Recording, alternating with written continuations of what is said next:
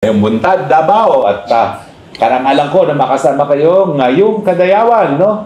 At siyempre, dahil ngayon po ay ang napaka-importanting gabi at araw dahil kasama na naman natin ang Mayor ng Sambayanang Pilipino, walang iba po kundi si Mayor Rody Duterte. Magandang araw, gabi o umaga.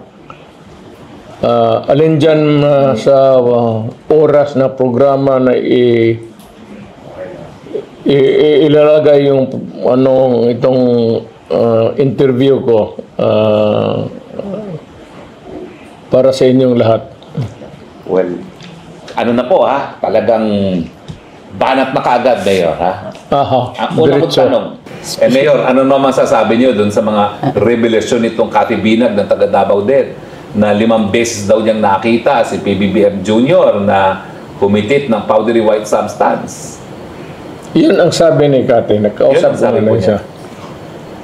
Well, alam mo kasi ako abogado tayong dalawa. Hindi ko dinidepensa si Presidente Marcos. But kung ano yung hinihigop niya, kung talcum powder o hindi na talaga.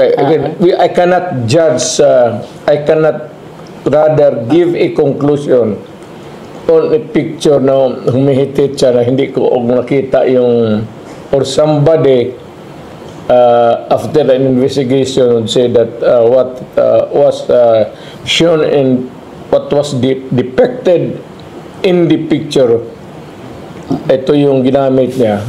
Mahirap kasi pero from the looks of it, parang ikaw ang tingin mo. Hindi, pero kilala niyo po si Cathy Binag. Oo. Talaga naman pong naging partner ni Tony Boy Florendo, no? At yung sinabi niyo nung una na may mga mayayaman sa Davao na nagdodroga, will you be at liberty para sabihin kung sino-sino yung mayayaman na yan? Kasi ang binanggit ni Cathy Binag Voltes 5, no? Si Tony Boy at yung kamag-anak niya na si Sap, tapos may mga iba pa, no, ng mga mayayaman. Sila ba ho yung tinutukoy yung mayayaman sa Davao? Alam mo dito, historically, baski saan, ang unang pumapasok sa mga ganong bisyo, even during my younger days, yung mga marijuana, yun namang mayayaman eh.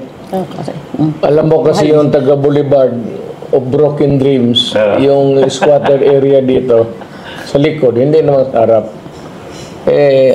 Hindi na yung squatter area ngayon, pero binigay na sa kanila. At binayaran na nila. Yun ang hotbed noon ng hindi naman ibang bagay. Hindi dyan sa... Pero ngayon, itong bagong generation, itong